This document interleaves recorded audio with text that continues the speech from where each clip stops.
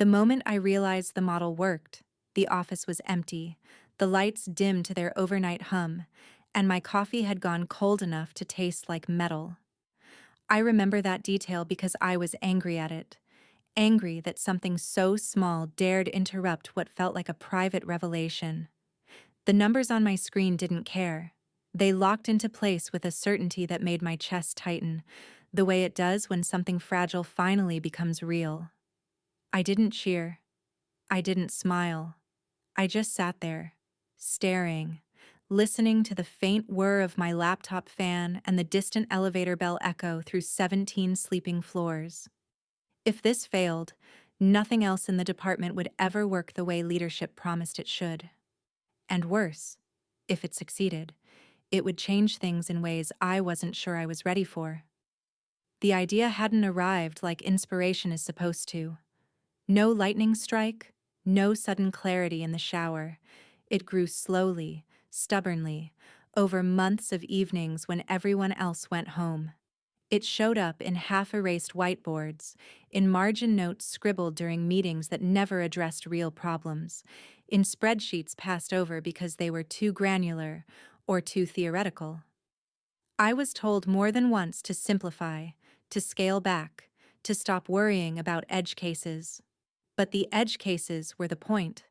Our system was bleeding resources, inefficient routing, redundant processing, decisions made on intuition instead of data. Everyone knew it, but no one wanted to own the fix because the fix required acknowledging how broken things were. I didn't have that luxury. I built models the way some people write apologies, carefully, defensively, prepared to be questioned at every step. Each iteration failed in a new way.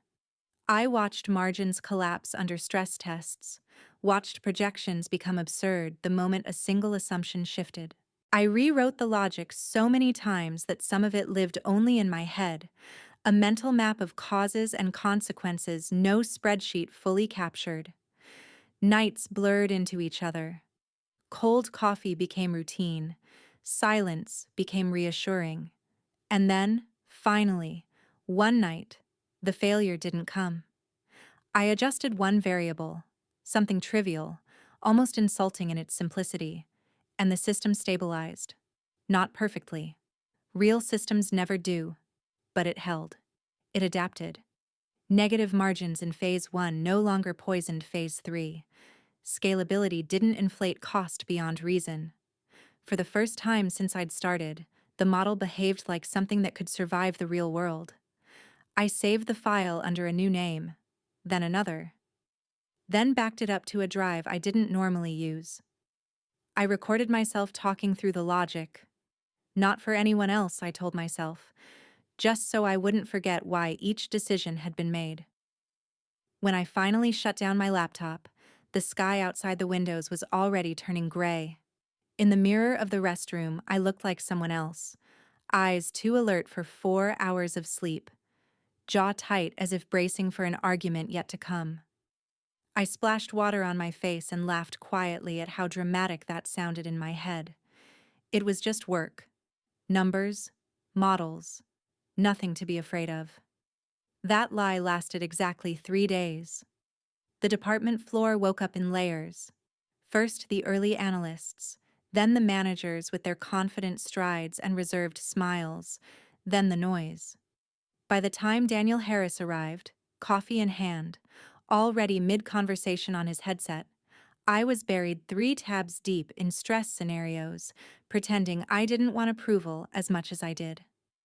Daniel was supportive in the way language can be without being sincere. He liked phrases like great visibility and strategic alignment.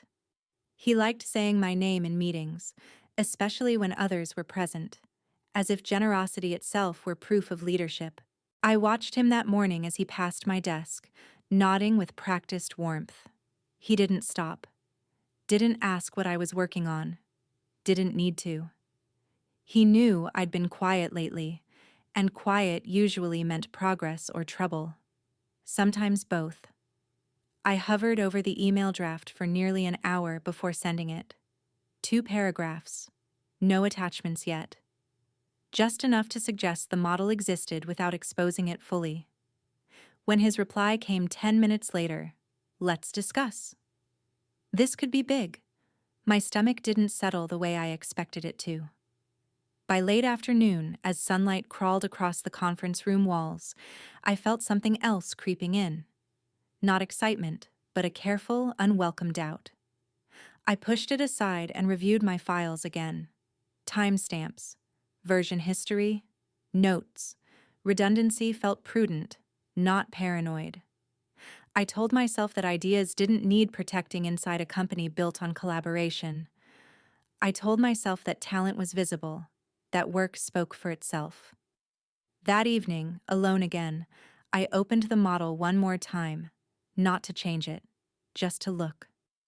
It stared back at me, patient and unbothered, unaware of offices or managers or credit. It only knew what it was built to do. I didn't yet understand how dangerous that purity was. Had I known, I might have closed my laptop sooner. I might have gone home while the coffee was still warm. I might have listened more closely to the silence, instead of mistaking it for safety. The conference room clock was 5 minutes slow. I knew because I'd timed it once after an argument over deadlines, and the knowledge stuck with me in the useless, permanent way trivia sometimes does. Daniel Harris liked that clock. He said it made meetings feel less rushed. I suspected he liked anything that made time feel negotiable. He sat across from me now, jacket draped neatly over the chair, sleeves rolled just enough to suggest effort. The window behind him reflected my own posture back at me, rigid, hands locked together, laptop balanced on my knees like a shield. "So," he said, smiling the way people do when they already believe they're about to win. "Show me what's been keeping you here so late." I hesitated half a second too long.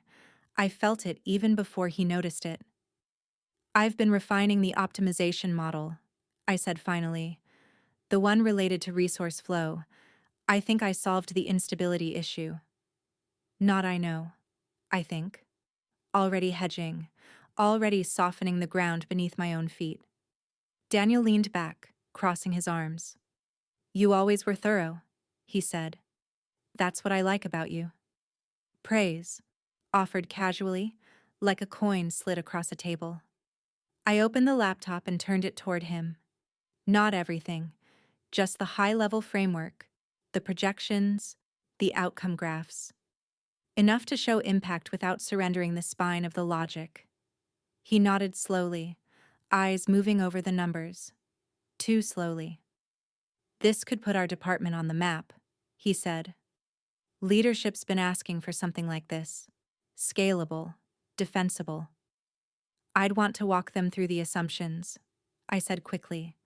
"There are points where—" "Of course," he interrupted gently. "We'd do it together." "We." That word should have felt reassuring. Instead, it landed heavy, like something closing. He asked questions, but not the questions I expected. Not why choices were made, but how certain outcomes compared to others. He focused on results, percentages, cost savings. He skimmed over the logic that held everything together, treating it like infrastructure, necessary, but invisible.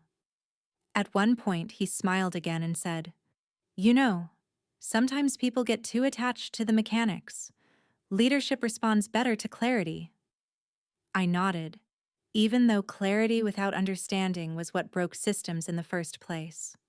By the end of the meeting, he promised visibility, promised advocacy, promised he'd make sure the right people saw what we were building.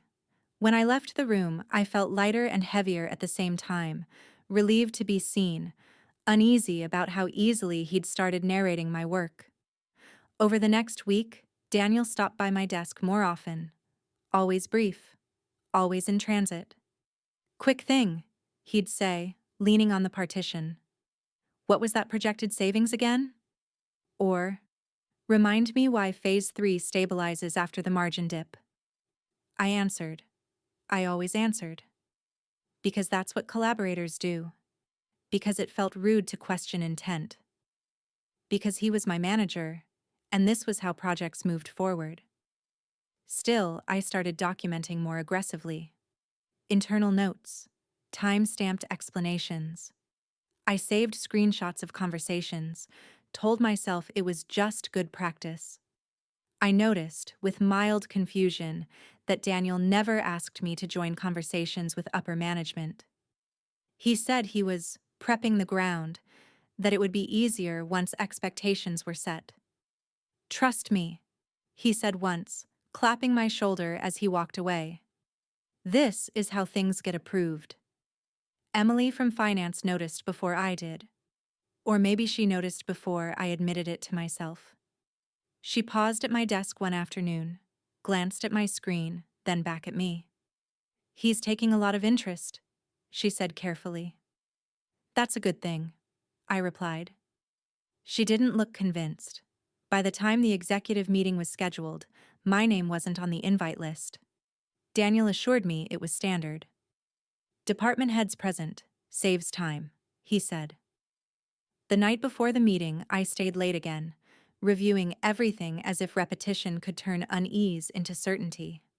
I rehearsed how I'd explain phase transitions, where questions might come, what trade-offs needed defending. I imagined standing beside the screen, answering confidently. Instead, the next morning, I watched the conference room doors close without me. I told myself that support sometimes meant stepping back, that leadership required delegation, that this was how careers were built, not loudly, but strategically. Still, as the hours crept by and the meeting stretched on longer than planned, I couldn't shake the feeling that something was being rehearsed without my consent. And somewhere between the second cold coffee and the third unanswered message from Daniel, a thought surfaced that refused to be quiet. Support shouldn't feel like disappearance. Emily didn't usually stop by my desk. She was efficient to the point of invisibility, the kind of person who moved through the office without friction. Finance had taught her restraint, numbers over narratives, certainty over optimism. When she did engage socially, it was almost always purposeful. That's why I knew the moment she appeared at the edge of my workspace, something was wrong. She didn't sit. She didn't smile. "Do you have a minute?" she asked. I glanced at my screen out of habit, as if spreadsheets might object to being ignored. "Sure." She stepped closer, lowering her voice even though the floor was relatively quiet. "I'm not here officially," she said. "This isn't finance talking." That alone was enough to tighten my chest. "What's going on?" I asked. Emily folded her arms, eyes flicking briefly toward Daniel's office down the hall. The door was open. Empty. "You know he's going to present it as his own, right?" The sentence landed without ceremony, clean, precise, devastating in its certainty. I laughed. It came out too fast, too loud. No, Daniel wouldn't do that. Emily didn't laugh with me. She studied my face the way someone does when they're assessing damage that hasn't fully surfaced yet. "You've never watched him present," she said. "Not closely." "He said we'd do it together," I replied, immediately aware that I was defending instead of questioning. She shrugged. "He always says that." I felt heat rise in my neck. Not anger yet, but embarrassment. The kind that comes from realizing you might be the only one in the room who didn't notice something obvious. "You're wrong," I said, though the words felt thinner than they should have. "There's a paper trail. Files. Emails." Emily nodded slowly. "I know. That's the part you should be careful about." That confused me. "How does that make it worse?" She hesitated, as if deciding how much to say without crossing a line she couldn't uncross. "Because intent is easier to shape than origin," she said, "especially when authority's involved." I wanted to argue. I wanted to lay out every late night, every version saved, every internal note and audio explanation buried in folders only I touched. I wanted to believe that effort itself was proof, that logic had weight independent of who carried it. Instead, I said, "Why are you telling me this?" "Because I've seen this pattern before," she replied simply. "And because you're too close to it." She gave my desk one last look, eyes briefly catching on the open model, graphs steady, forecasts clean, everything behaving the way it was supposed to. Then she straightened. "I hope I'm wrong," she said. "I really do." And with that, she walked away. I sat there longer than I meant to, staring at nothing in particular. Her words replayed in my mind, each repetition stripping away another layer of dismissal. "You've never watched him present." The statement stung because it was true. I'd heard him speak often, to teams, to managers, to new hires, but never in a moment that truly mattered. Never when ownership was on the line. The rest of the day passed in fragments. I answered questions automatically. I nodded through a meeting without absorbing any of it. Every time Daniel's name came up in conversation, my attention sharpened involuntarily, as if my brain were searching for confirmation or denial in tone alone. That evening, I opened my inbox and searched his name. Emails surfaced. Requests, acknowledgments, casual praise forwarded to others. Nothing incriminating, nothing reassuring, just enough to suggest involvement without definition. I pulled up the file metadata next. Creation dates, edit histories. My fingerprints were everywhere, comforting until I remembered Emily's words. Origin is easier to bury than intent. At home that night, I tried to distance myself from the office, but my thoughts refused. I replayed our meetings, dissected his phrasing with new scrutiny. The way he'd said "we," the questions he hadn't asked, the steady narrowing of visibility that I'd mistaken for strategy. Sleep came late and thin. When it did, I dreamed of standing in front of a room where everyone nodded at things I hadn't said. The next morning, I arrived early again. The building was quiet, almost anesthetic. I poured coffee I didn't want and opened my laptop, half expecting the model to look different, compromised somehow. It didn't. It was still mine. That was the strangest part. Ideas don't change when people do. Late in the morning, an automated calendar notification popped up. Executive review. Optimization strategy. Daniel's name was listed as presenter. No attendees beyond senior leadership. No attachments. I stared at the screen until it went dark again. I told myself Emily was projecting. That skepticism was easier than trust for someone in her position. That Daniel had no incentive to undermine me so blatantly. Rationalizations lined up obediently, offering comfort I didn't fully accept. Still, before stand-up, I sent a brief message to Mark in development, the only person besides me who had ever questioned the formulas instead of the outcomes. "Did Daniel ask you about the model recently?" The reply didn't come right away. In the meantime, I saved another backup. Then another. I exported logs. I forwarded emails to a private archive. The actions felt dramatic, disproportionate. But once started, they were impossible to stop. Precaution has a momentum of its own. By the time Mark finally responded, "Yeah. Why?" my coffee was cold, my hands were steady, and my doubt had shifted into something sharper. Emily passed my desk again on her way out. She didn't stop this time. She didn't need to. The warning had already done its work. Whatever happened next, I knew one thing with unsettling clarity. If she was wrong, I'd lose nothing by being cautious. If she was right, I was already late. I didn't attend the executive meeting. That detail mattered more than I realized at the time.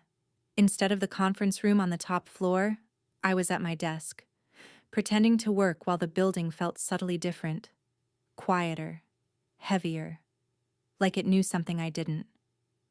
Every few minutes, an elevator chimed somewhere above me, each sound a reminder that decisions were being made without my voice in the room. The meeting started at 10. At 10 on the dot, Daniel walked past my desk. He didn't stop. He didn't look at me.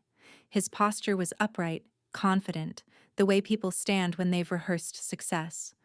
Under his arm was a slim folder, black, unmarked. I recognized it instantly. It was mine. I told myself that was irrational, that conference folders all looked the same. Still, my throat tightened as he disappeared down the hall, the soft echo of his shoes lingering longer than it should have. By 10:30, I couldn't focus. I kept refreshing my inbox, scanning internal chats, listening for shifts in tone that didn't exist. I imagined him opening the presentation, imagined the first slide appearing, the framework, the flow, the language. Language was the thing I couldn't stop thinking about. I'd been meticulous with it. Every phrase chosen carefully to avoid overpromising, to mirror leadership's own vocabulary without surrendering meaning. It wasn't just numbers. It was narrative shaped to survive scrutiny. If someone repeated it verbatim, I would know. At 11:12, my phone buzzed. It was an automated notification from the internal systems feed. Executive review, optimization strategy, in progress. My pulse jumped stupidly, as if I'd been named in the alert. I stood without realizing it, walked to the window, and stared at the glass tower across the street. Reflections overlapped. People, screens, clouds. Everything layered and unreadable. I wondered, absurdly, if copier machines had a conscience, if printers remembered who authored what they reproduced. At 11:40, the first clue appeared. A junior analyst messaged the team channel. Just saw the savings projections from the exec review, huge. Savings projections, not possibilities, not models, projections, final, declarative. My stomach turned. 12:03. I heard applause. It drifted faintly through the ventilation system, distorted but unmistakable. The sound shaved something raw inside my chest, because applause has a way of granting legitimacy whether or not it's deserved. It doesn't ask questions. It confirms outcomes. When the meeting ended at 12:15, Daniel didn't return to his office right away. He stopped by the kitchenette, laughing softly with two VPs I recognized only from company-wide emails. They clapped him on the back. One of them said something I couldn't hear clearly, but I caught the tail end. Brilliant thinking. Daniel smiled, modest, practiced. I stayed seated. Moving felt like permission. It wasn't until 12:40 that he finally approached my desk. "Great news," he said brightly. "They loved it." They asked for a deeper dive next week, he continued. Scalability, risk exposure, that sort of thing. Exactly what we anticipated. I looked up at him. Really looked. His expression was relaxed, satisfied. Not guilty, not defensive, just successful. "Who presented the model?" I asked. He blinked once, just once, then smiled wider. "I did, obviously, as department head. Obviously." "And my contribution?" I asked. He tilted his head, as if surprised by the question. "You were acknowledged as part of the team," he said. "Don't worry, I said I had strong analytical support." Analytical support? I felt something in me go very still. Later that afternoon, the CEO's weekly highlights email went out. Shout out to Daniel Harris for his innovative optimization approach, projected to save the company millions over the next fiscal cycle. No mention of me, no mention of collaboration, just ownership, clean and public. I opened the presentation deck from the shared drive. Slide 1 was my framing. Slide 2 was my methodology, simplified but intact. Slide 3 included an early limitation I had resolved weeks ago, preserved like a fingerprint. Even the phrasing of bullet points mirrored my drafts, right down to a sentence I'd almost deleted because it sounded too cautious. My body reacted before my mind caught up. Hands trembling. Vision narrowing. Not shock. Something colder. Recognition. This wasn't misunderstanding. This was execution. I scrolled further. There it was. A diagram only I used, never finalized, meant as a thinking tool. He'd included it without understanding its provisional nature. That alone told me everything. He hadn't built this. He'd carried it. An hour later, an internal compliance email arrived in my inbox, innocuous in tone, devastating in timing. Reminder: all proposals must be submitted and presented through department heads in accordance with protocol. It was addressed to everyone, but meant for me. I leaned back in my chair, staring at the ceiling tiles, each crack suddenly fascinating. The message was clear. The process legitimized the theft. The system had already closed ranks around the narrative Daniel had offered. If I spoke up now, I wouldn't be correcting a mistake. I'd be challenging a success story. Around me, the office buzzed with new energy. People whispered about bonuses, pilot programs, visibility. Someone mentioned how sharp Daniel had looked up there, how confident. Someone else joked that our department had finally arrived. I didn't join in. I saved the deck, copied it, annotated it quietly with everything that was wrong, everything only its builder would see. I tagged timestamps. I flagged assumptions that would collapse under a single informed question. And still, I didn't speak. Because in that moment, I understood something that took longer to accept emotionally. He wasn't afraid of me. He thought he had already won. And the worst part wasn't that my work had been stolen in broad daylight. It was that everyone, including me, had watched it happen. The email arrived exactly 1 hour after the executive praise. I noticed the timing because by then I had stopped reacting emotionally and started cataloging everything the way I always did when things felt unstable. Timestamps, sequences, cause and effect. Shock gives way to discipline if you sit with it long enough. That discipline has saved me before. It was a company-wide message, wrapped in neutral language and corporate courtesy. Reminder: all proposals, models, and strategic initiatives must be submitted and presented through department heads in accordance with governance protocol.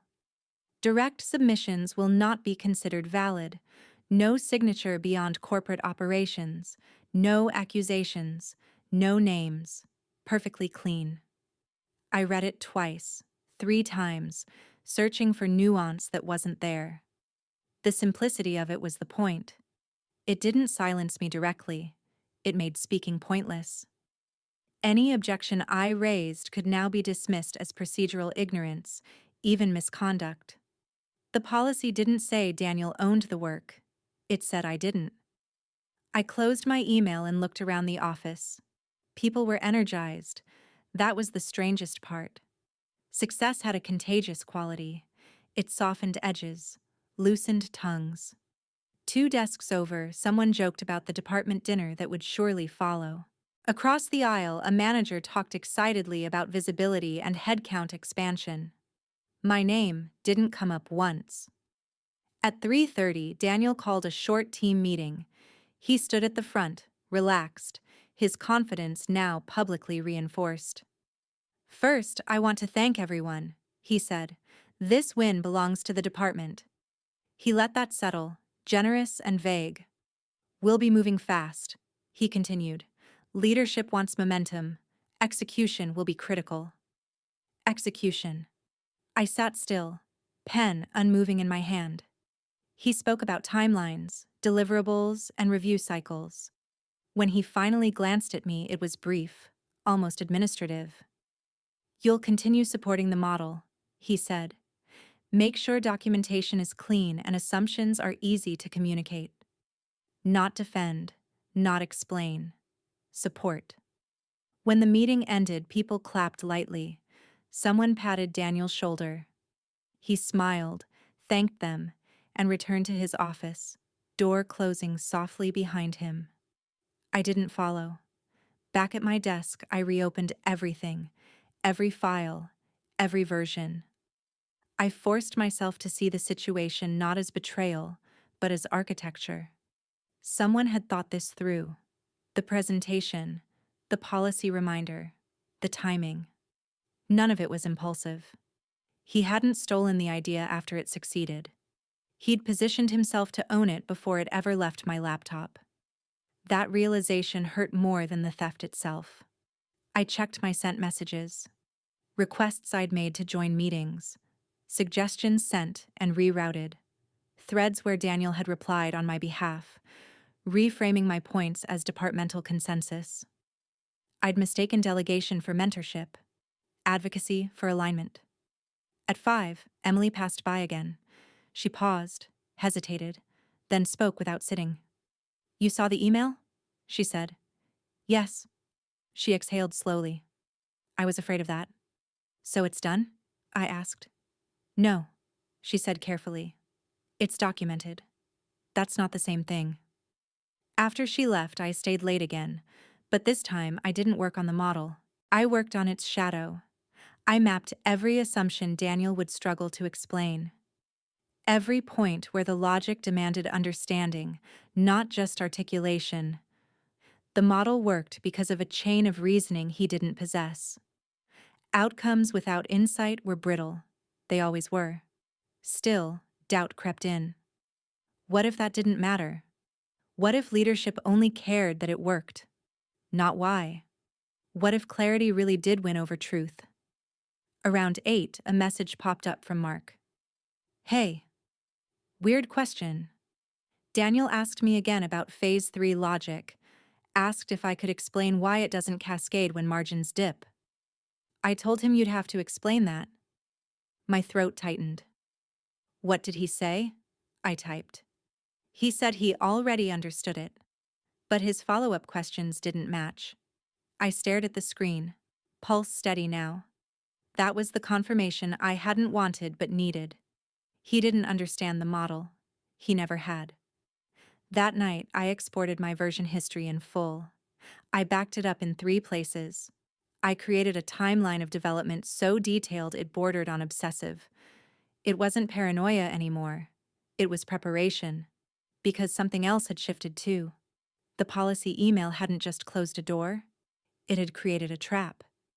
Daniel had positioned himself as owner, architect, authority.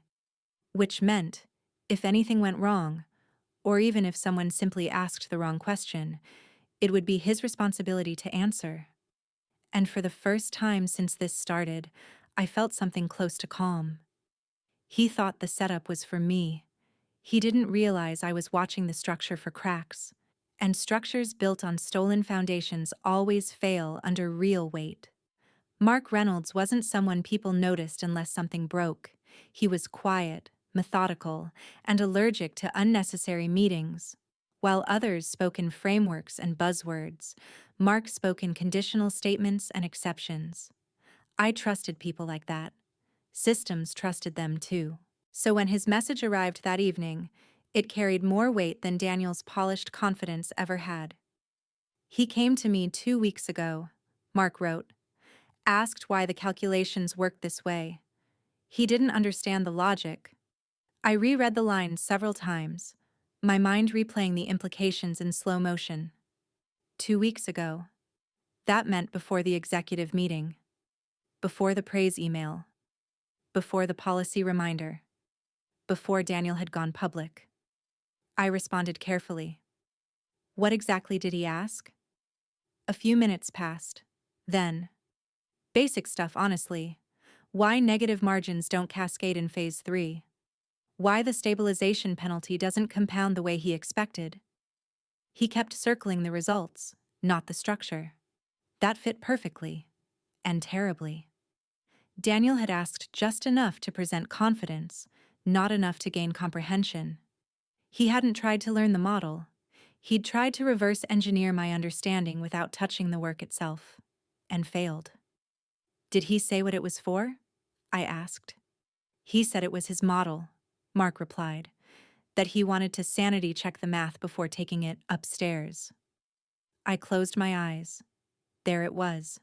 Not suspicion. Not inference. Confirmation. For a long moment, I just sat there, phone in hand, breathing evenly.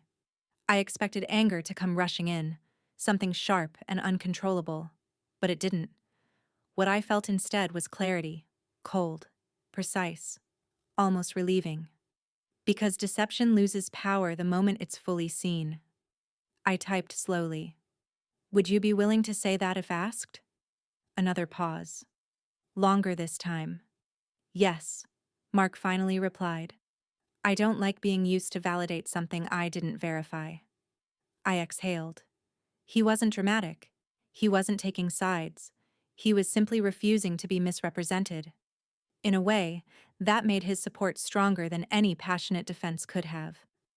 After that, things moved quickly, but quietly. I stopped responding to Daniel's casual check-ins unless the question was explicit. I documented every interaction, every new request, every reframing of my work into his language. I saved messages where he asked for explanations the creator of the model should not need. At the same time, I prepared for an outcome I suspected was coming, but hadn't yet been named. 2 days later, at 9:17 a.m., a calendar invite appeared. Meeting, authorship clarification attendees, Daniel Harris, CEO optional, me duration, 20 minutes optional. That word was deliberate. It signaled control, hierarchy, implication without accusation. Daniel forwarded it to me moments later. Just a quick sync, he wrote. Nothing to worry about. We'll clear this up. Clear this up. I accepted the invite. That morning, Daniel was unusually calm, almost cheerful. He passed my desk, nodded, gave a thumbs up like a coach encouraging a confident player before a game already decided. I wondered how many lies a person could tell themselves before they believed them not as lies, but as inevitabilities. The CEO's office was neutral to the point of intimidation. Clean glass, muted colors, no personal artifacts beyond a single framed photograph turned face down on the desk. When I entered, Daniel was already there, seated comfortably, hands folded. He smiled at me. Good timing. The CEO gestured for us to sit. This won't take long, he said evenly. There have been concerns raised about authorship and understanding of the optimization model. Daniel leaned forward slightly, eager. I'm happy to clarify. The CEO nodded, then looked at him. Why does the model break when the margin goes negative in phase 3? The smile slipped, but only for a fraction of a second. Daniel opened his mouth, closed it, tried again. Well, the margins are designed to stabilize, the CEO cut in, not cascade. Why? Silence. I felt neither triumph nor pity, just inevitability unfolding exactly as engineered. The CEO turned to me. You may answer. I opened my laptop. Version history appeared on the screen. Time-stamped voice notes, early drafts, failing versions, successful ones. I walked him through it, not as defense, but as explanation. Calm, precise, grounded in reasoning Daniel had never possessed. Then I showed the email. A simple message. Can you explain why this works? I want to make sure I understand my own model before presenting it. The room went very quiet. Daniel's confidence didn't shatter. It drained.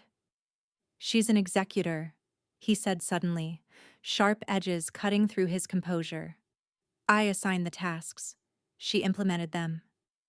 I finally looked at him directly. For 4 months? I asked. Then name one task you gave me that didn't start as my proposal. He didn't answer. The CEO reached forward and turned on the recording device. And in that moment, I understood something deeper than victory or vindication. Daniel hadn't lost because he lied. He lost because he never built anything worth defending. And systems, whether technical or human, always expose that difference in the end. By the time the meeting ended, I could no longer tell whether only minutes had passed or something more fundamental had shifted.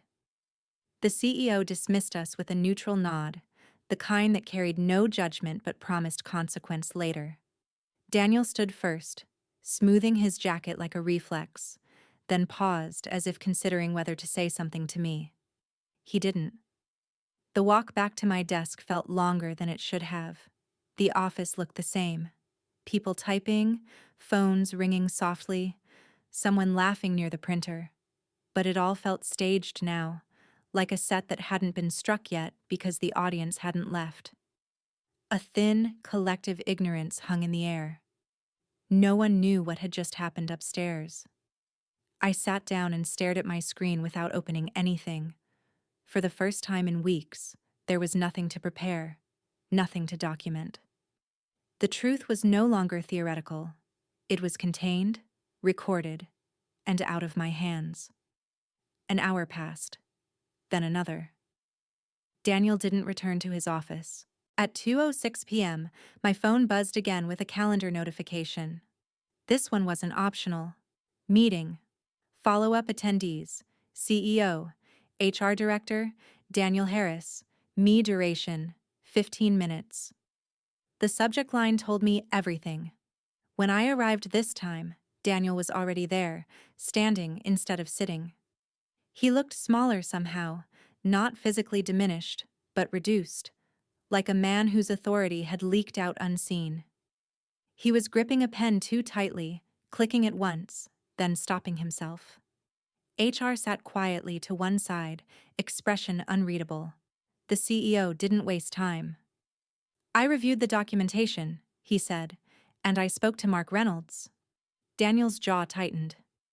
There's a clear discrepancy, the CEO continued, calm and precise, between who authored the model and who presented it as original work. Daniel tried once more.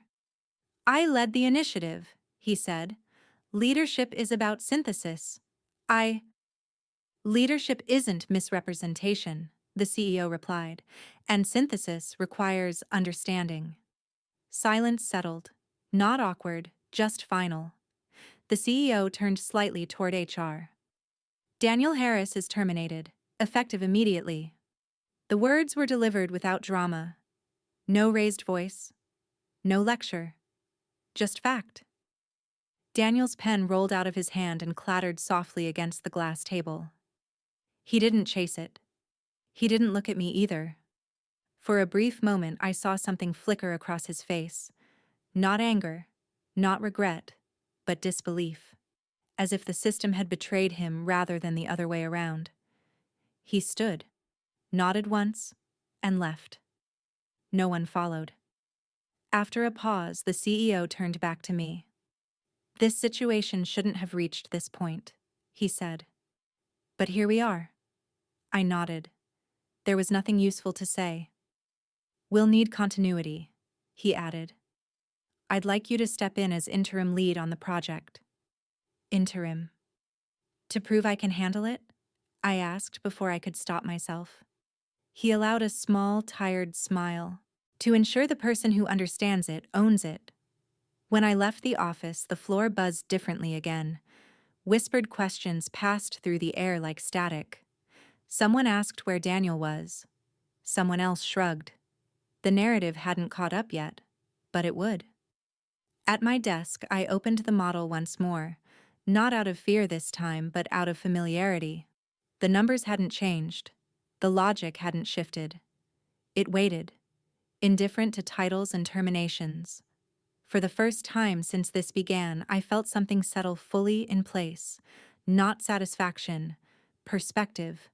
Ideas can be stolen, credit can be manipulated, processes can be weaponized. But understanding can't be faked forever. And sooner or later, every system asks its builder to speak. That day, when it mattered, only one of us could. The building didn't erupt the way movies suggest it should.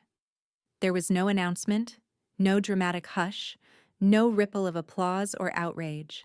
Daniel simply vanished between 1 hour and the next, his name quietly removed from meeting invites, his office door closed and later found empty.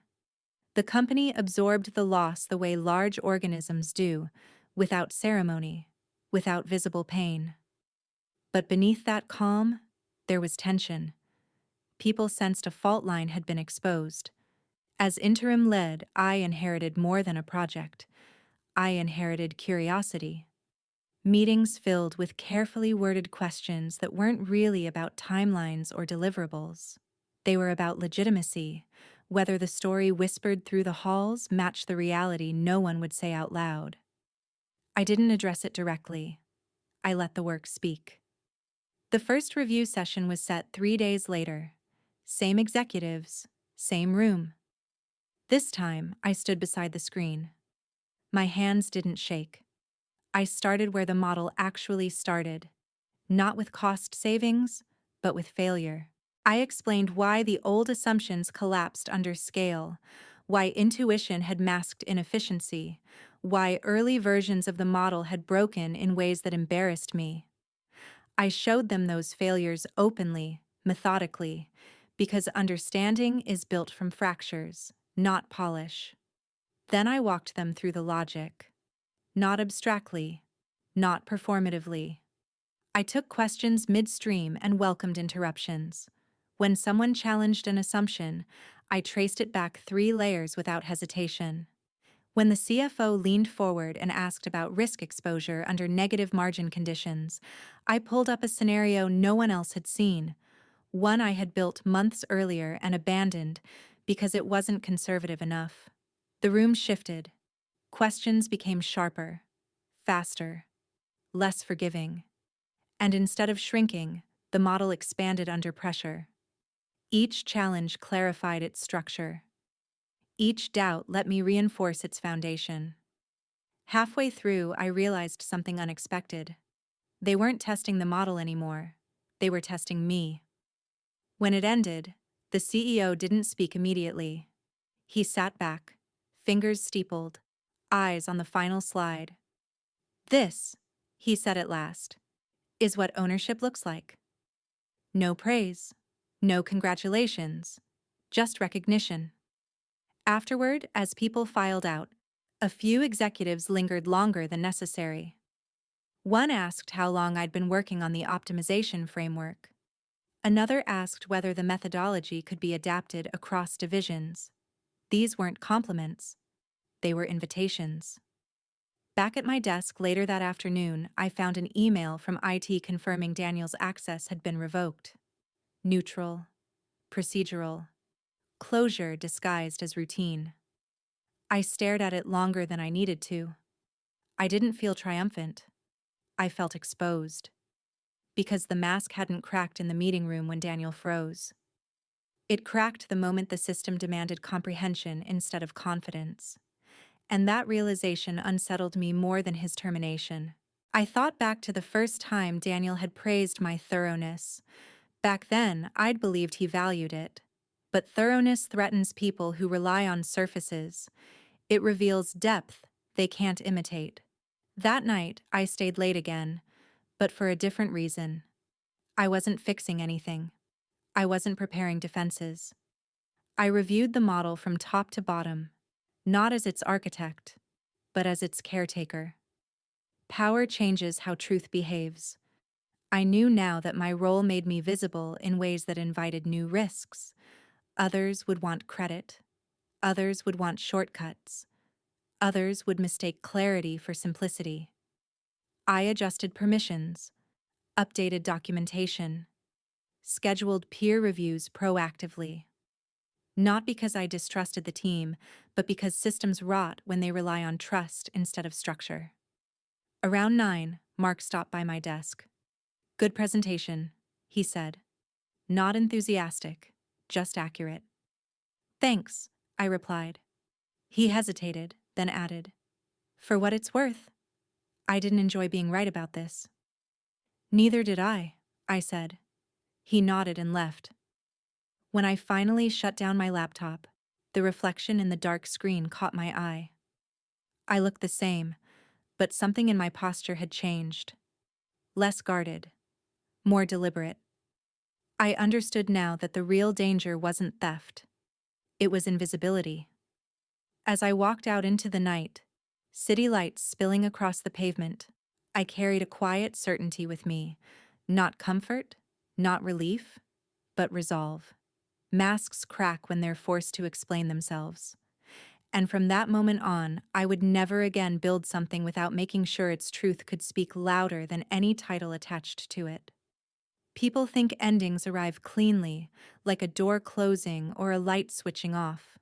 They don't. They linger. They echo. Long after Daniel left, long after the project stabilized, long after my title stopped carrying the word interim, his absence had a shape. It occupied space in meetings, in phrasing, in the silence people left where his confidence used to be. The project moved faster once it belonged fully to the people building it.